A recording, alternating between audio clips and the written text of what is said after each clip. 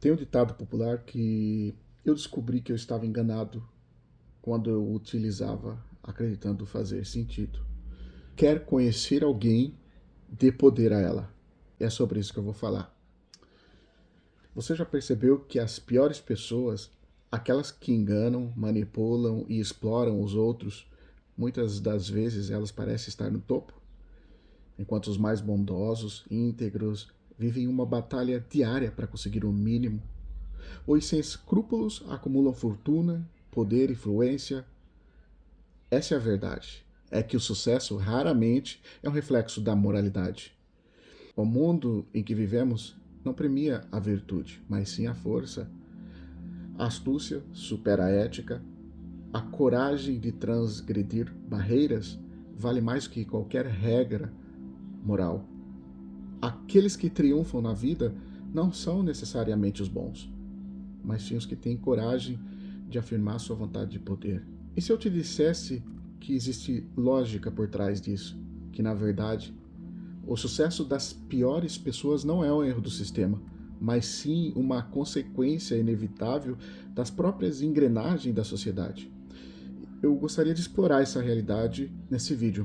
Se você tivesse que escolher entre ser alguém moralmente irrepreensível ou alguém que conquista o que quer, qual caminho você tomaria? Desde os primórdios da humanidade, a vida nunca foi uma questão de justiça, mas sim de sobrevivência. Os que hesitavam em atacar eram devorados, os que confiavam demais eram traídos, os que esperavam pela recompensa por suas bondades morriam na miséria. Da Roma Antiga até o Vale do Silício, o jogo continua o mesmo. Quem ousa tomar, conquista. Pense nos ditadores dos grandes impérios, nos bilionários que exploram os trabalhos alheios sem remorso. Quantas pessoas moralmente questionáveis conquistaram fortunas enquanto os mais justos morriam no anonimato? Aqueles que aceitam passivamente os valores impostos pela sociedade, como humildade, submissão, sacrifício, esses estão fadados ao fracasso. Afinal, o mundo não premia quem abaixa a cabeça, mas sim quem a ergue e avança sem medo. Um dos períodos mais sombrios da história, podemos exemplificar essa lógica. A Revolução Francesa. Quando os camponeses e a burguesia derrubaram a aristocracia, a ideia era libertar o povo da opressão. No entanto, o que aconteceu? O terror jacobino, um período onde a guilhotina trabalhou sem descanso, ilimitando inimigos e antigos aliados sem piedades, os mais fracos, eles foram engolidos pelo caos. Tinha um cara lá que liderou a execução, ele foi devorado pelo próprio sistema que criou. Moral da história: o poder não reconhece a bondade, ele reconhece a força e a estratégia. Roma não se tornou um império pela compaixão, mas sim pela brutalidade. César subjugou a Gália num banho de sangue e foi dado como herói. Augusto, o seu sucessor, eliminou todos seus rivais e consolidou um regime que durou séculos. Nenhum deles ascendeu por seguir regras morais. Isto prova a tese de Nietzsche.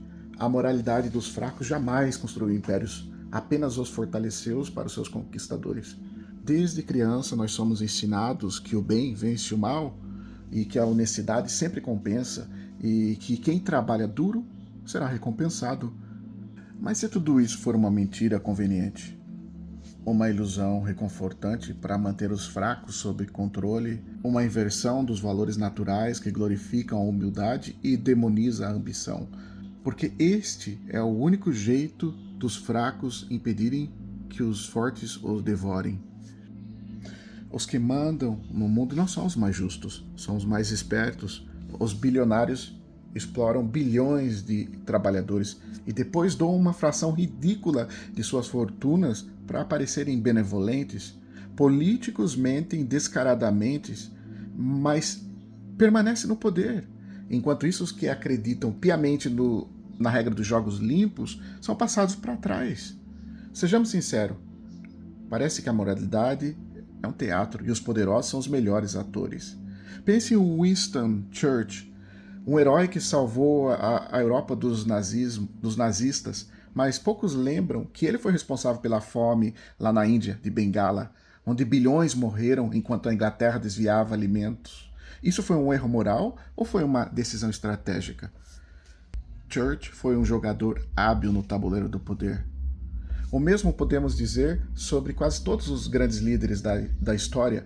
Aqueles que se tornaram lendas não foram os mais bondosos, mas os que entenderam as regras supremas. Se o mundo realmente recompensasse os mais justos, os professores ganhariam mais do que os banqueiros e os enfermeiros seriam mais valorizados do que os CEOs. Mas olha a realidade. Um especulador financeiro pode destruir milhares de vidas e ainda assim ser celebrado como um gênio. Por quê? Porque a moralidade não é um critério de sucesso. O resultado, sim. Pare e pense. Quantas vezes você já viu alguém incompetente ser promovido, enquanto um funcionário dedicado continuava estagnado?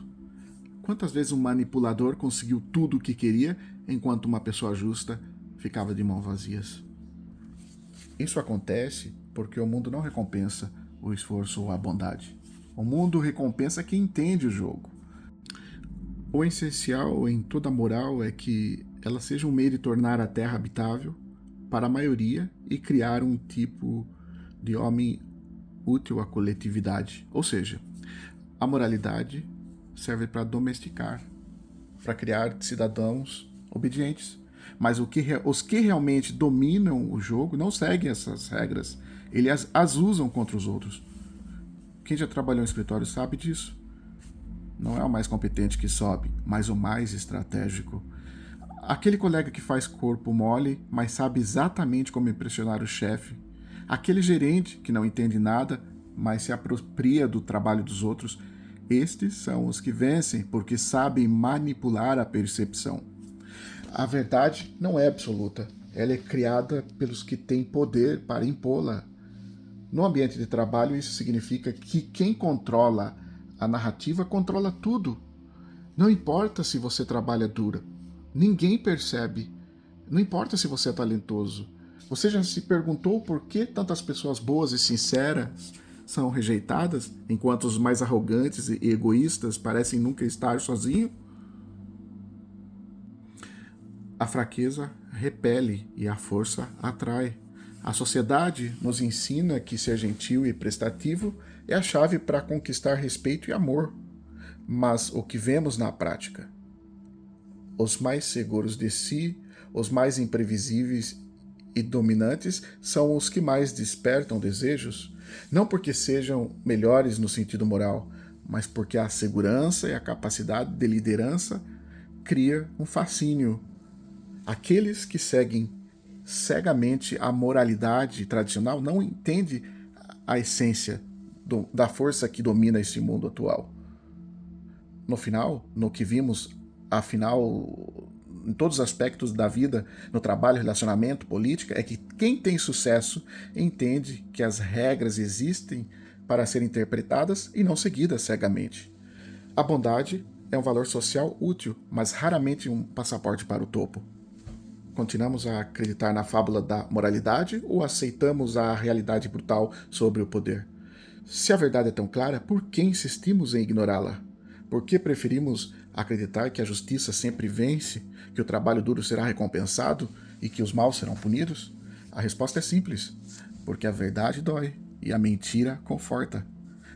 Não somos enganados pelos outros, nos enganamos porque queremos acreditar. Desde pequenos somos doutrinados a pensar que a vida tem uma lógica justa, porque isso nos protege do pânico existencial. Se nós aceitássemos que o mundo é um jogo e os mais manipuladores são quem domina, como acordaríamos acordando todos os dias para trabalhar, amar e seguir em frente?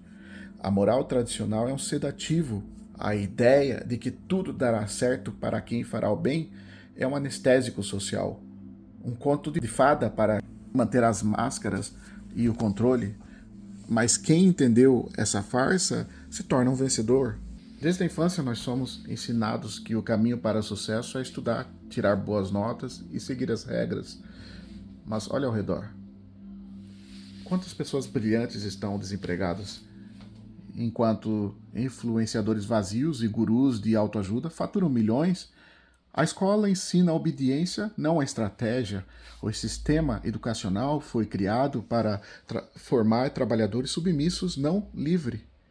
A educação tradicional é como um instrumento para moldar os rebanhos, não para o libertar. Enquanto as crianças mais obedientes aprendem a esperar recompensas pelo bom comportamento, as mais ousadas aprendem a tomar o que querem. E são essas que, no fim, dominam o jogo. Veja o paradoxo. As próprias instituições religiosas são algumas das mais ricas e influentes do mundo. O Vaticano, as megas corporações evangélicas, os líderes espirituais que vivem no luxo, todos eles pregam a humildade e jamais o praticam. Por quê? Porque entenderam a regra. Quem controla a moralidade controla as massas. Não há nada mais doloroso do que perceber que tudo o que nos ensinaram sobre o caminho certo pode ser uma ilusão. A questão final é: você está pronto para aceitar essa verdade? Os estudos mostram isso de forma inegável. O que a ciência mostra? Que certos traços de personalidade associados à manipulação, egoísmo e insensibilidade emocional estão correlacionados com o sucesso em diversos campos, dos negócios, dos campos da política. Esses estudos identificaram um conjunto de 3 traços de personalidade que aparecem com frequência entre os que alcançam o poder: narcisismo, necessidade de admiração e senso inflável, como maquiavelismo, psicopatia, frieza emocional, falta de empatia, ausência de remorso. As pesquisas mostram que os CEOs e líderes políticos e até influenciadores digitais costumam pontuar altos nesses pontos, enquanto os mais éticos e sensíveis ficam para trás. Um outro estudo diz que pessoas em posição de poder tendem a se tornar menos empáticas e mais egoístas. Bem, agora que sabemos que a filosofia e a ciência confirmam esse padrão, o que devemos fazer? Aceitar que o mundo pertence aos piores? Ou melhor, não? Bem, a essa altura você já deve ter percebido: o mundo não é justo e o sucesso não pertence aos mais bondosos, mas sim aos que entendem o jogo. Você pode continuar acreditando nas mesmas ilusões que te ensinaram, ou pode dar um passo além e enxergar a realidade pelo que ela é. Mas a verdade, como você pode perceber, não é para todos. Poucos estão prontos para encará-la de frente. E é por isso que aqui eu digo: vamos além.